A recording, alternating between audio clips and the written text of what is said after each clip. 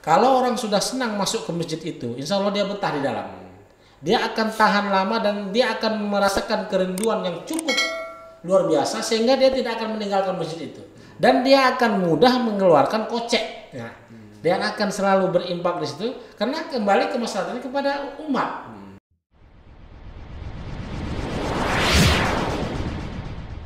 Bismillahirrahmanirrahim. Assalamualaikum warahmatullahi wabarakatuh. Alhamdulillahirabbil alamin wassalatu wassalamu ala asyrafil anbiya'i wal mursalin wa ala alihi washabihi ajmain.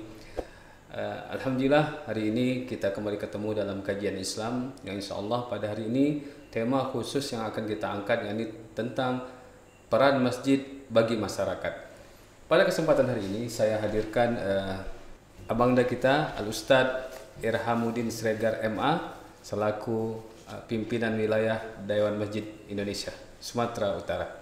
Langsung saja kita sapa Al-Ustadz. Assalamualaikum Ustadz. Waalaikumsalam warahmatullahi wabarakatuh. Gimana Ustadz? Sehat? Alhamdulillah sehat. Alhamdulillah ya. Alhamdulillah. Tadi di mana nih maghribnya di mana kira-kira? Tadi kita maghrib karena ini bulan Rajab kita puasa hari Kamis tadi di Masjid Al-Insroh Jalan Kartini. Jalan Kartini ya. Karena kan sebagai Dewan Masjid terus keliling ke masjid-masjid Terus ya. kita keliling insya Allah terus dari masjid ke masjid.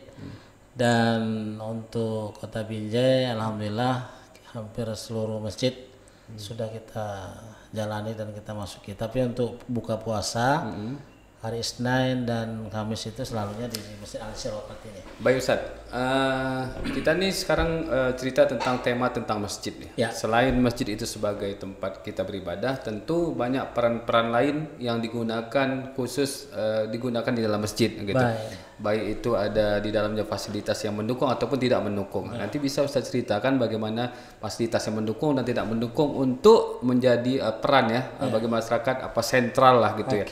Baik, sebelum itu Ustadz, ini Dewan Masjid Indonesia ya, Dewan Masjid Indonesia wilayah Sumatera Utara.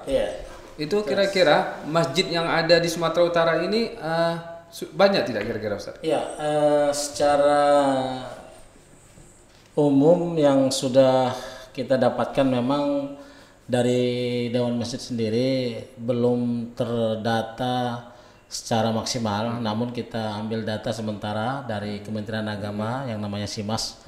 Itu untuk masjid di Sumatera Utara ini ada sekitar 10.827. Baik, ini 10.000 ini berarti ada potensi di dalamnya ya? Potensi luar biasa. Selain potensi untuk sebagai tempat sentral beribadah, tentu potensi lain nanti bisa diutarakan apa saja yang bisa dikeluarkan potensi dari masjid-masjid tersebut. Baik Ustaz, silakan Ustaz, tentang peran masjid, bagaimana menurut Dewan Masjid Indonesia? Baik, Assalamualaikum warahmatullahi wabarakatuh. Waalaikumsalam warahmatullahi wabarakatuh. Innal hamdalillah nahmaduhu wa nasta'inu wa nastaghfiruhu wa natubu ilaih wa na'udzu billahi min shururi anfusina wa min sayyiati a'malina may yahdihillahu fala mudilla lahu wa may yudlilhu fala hadiyalah.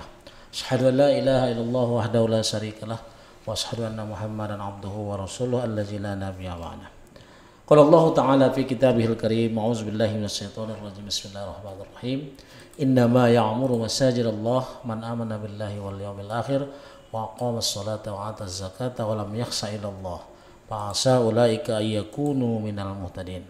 Suma qala Rasulullah fi kitabil hadis min husnil islami mar'i tarkuhu ma la ya'ni. Sadaqallahul azim wa sadaqa rasulun nabiyul karim wa nahnu ala zalika minas syahirin walhamdulillahi rabbil alamin. Alhamdulillah wa syukurillah, kita bersyukur kepada Allah Subhanahu wa taala.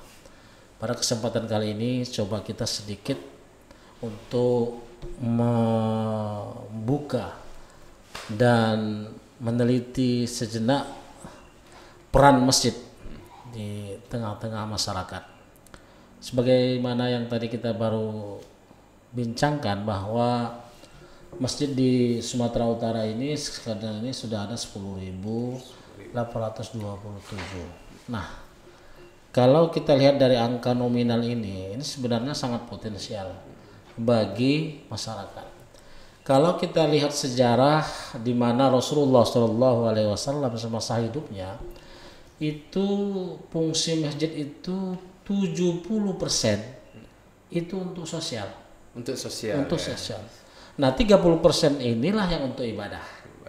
Nah, tetapi hari ini kelihatannya belum maksimal fungsi masjid itu untuk 70% itu untuk sosial. Masih dibalik angkanya.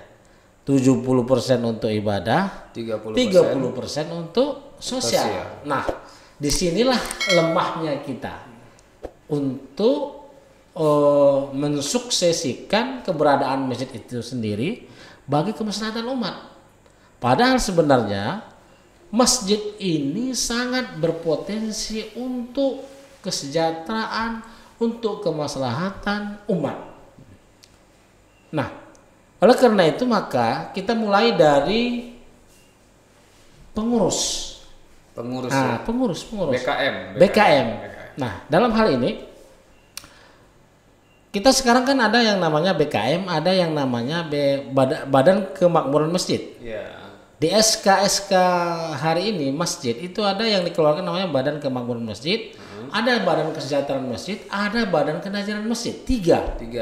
Nah, sebenarnya mana sih yang berfungsi untuk kemakmuran masjid yang dipakai itu? Sebenarnya yang dipakai itu pada SK itu sebenarnya Badan Kemakmuran Masjid. Atau kalau di Pulau Jawa itu namanya DKM. Nah, kalau Badan Kesejahteraan itu adalah orang-orang di mana yang menjadi memberikan semacam donatur lah untuk kemaslahatan yang ada di dalam masjid. Contoh seperti nanti imam bisa digaji. Itu yang untuk mencarikan dananya selain daripada dana infak umat kepada masjid, tetapi mungkin ada donatur. Itu Badan Kesejahteraan. Yang Badan Kesejahteraan ini adalah sebagai, kalau kita katakan sebagai donatur tetap ataupun donatur tidak tetap. Nah, dia akan melihat marbotnya digaji, imamnya digaji, kan begitu kan? Kemudian bisa jadi nanti ada pengurus perpustakaannya, ada tamannya, pokoknya ada itu semua yang mengurus hal dalam masjid tersebut itu akan diberi gaji. Akan diberikan gaji. Itu kesejahteraan. Kesejahteraan itu adalah orang yang mencarikan dana di luar dana infak umat yang diberikan ke masjid, itu semacam dana, semacam donatur lah. Berarti kalau dilihat dari sini, kerja BKM itu bukan hanya mengurus dalam internal masjid saja, berarti juga mencari donatur untuk kesejahteraan masjid. Nah, mencari dana dari luar masjid yang untuk diperuntukkan untuk kesejahteraan masjid. Nah, sehingga nanti semua terakomodasi dengan gajinya ada.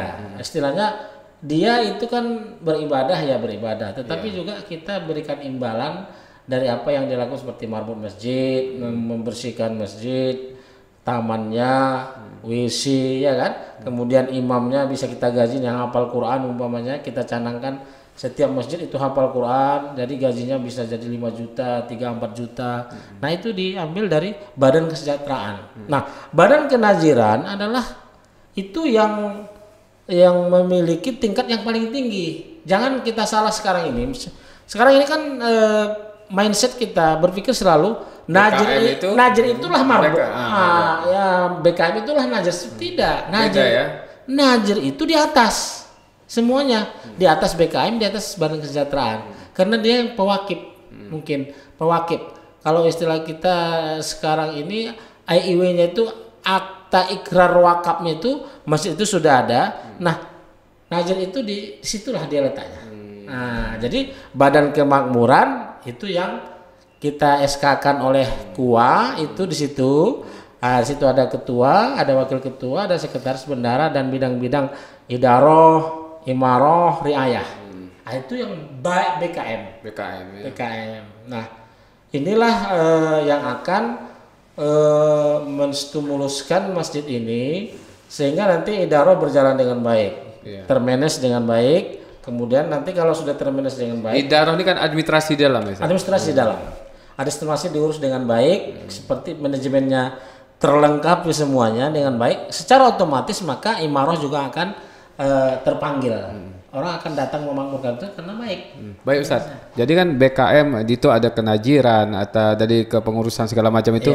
Sekarang nih DMI ini bisa tidak masuk ke dalam itu gitu, ke dalam sistem itu gitu untuk mengatur suatu masjid, atau memang hanya sebagai badan konsultasi? Apa peran DMI ini sekarang? Nah begini.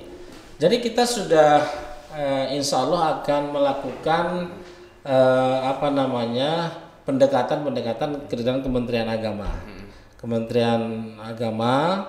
Hal ini nanti di mana kita sebagai DMI Dewan Masjid ini hanya merekomendasikan. Jadi setiap masjid yang ingin di SK-kan oleh Kakua atau Kementerian Agama, maka dia mesti ada rekom dari Dewan Masjid. Oh gitu. Nah, jadi ada rekom dari Dewan Masjid, barulah bisa di SK-kan oleh Kakua. Rekom untuk BKM. Yang BKM yang mengurus masjid tersebut. Mengurus masjid. Ya, yang di situ ada bagian idarah imarah riayah tadi. Berarti perlu ada ini ya Ustaz, perlu ada sepertinya ada seperti iklan ataupun pemberitahuan ke BKM itu agar BKM mengerti bahwasanya BKM yang belum ada terdaftar di Departemen Agama bisa di SK-kan melalui DMI gitu ya. Nah, artinya memang itu kan di muktamar kita DMI 2017 di Pondok Gede itu kan sudah dibahas di komisi-komisi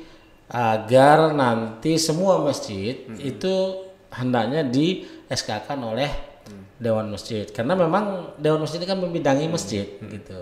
Tapi sampai saat ini kan belum terrealisasi oleh Kementerian Agama dengan Dewan Masjid belum terrealisasi. Makanya kita sekarang ini pimpinan-pimpinan daerah atau pimpinan wilayah itu membuat semacam aturan kerjasama MOU dengan Kanwil Kementerian Agama. Apa itu? Di mana setiap masjid yang ingin di SK-kan ada rekomendasi dari Dewan Masjid, baru dikeluarkan SK-nya. Tapi ini masih sebagian tempat, belum secara teratur, belum menyeluruh.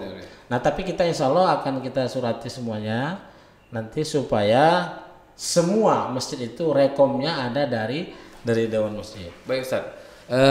Menurut pengamatan selama ini sebagai pengurus Dewan Masjid ini kan mungkin sudah keliling Indonesia, mungkin sudah Indonesia, mungkin Sumatera Utara lebih utamakan.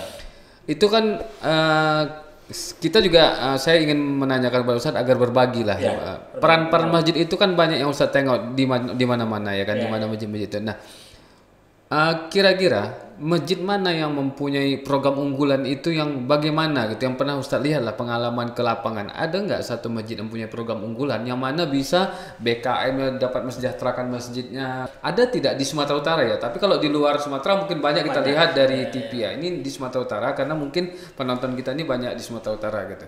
Ya baik. Jadi, ataupun nanti program unggulan apa nanti yang ingin dicetuskan itu nanti ya. Ini yang program yang Ustaz lihat lah gitu. Iya. Jadi sekarang ini memang alhamdulillah masjid-masjid kita kan sangat besar-besar sekarang. Artinya besar. Pembangunan pesat masjid luar biasa.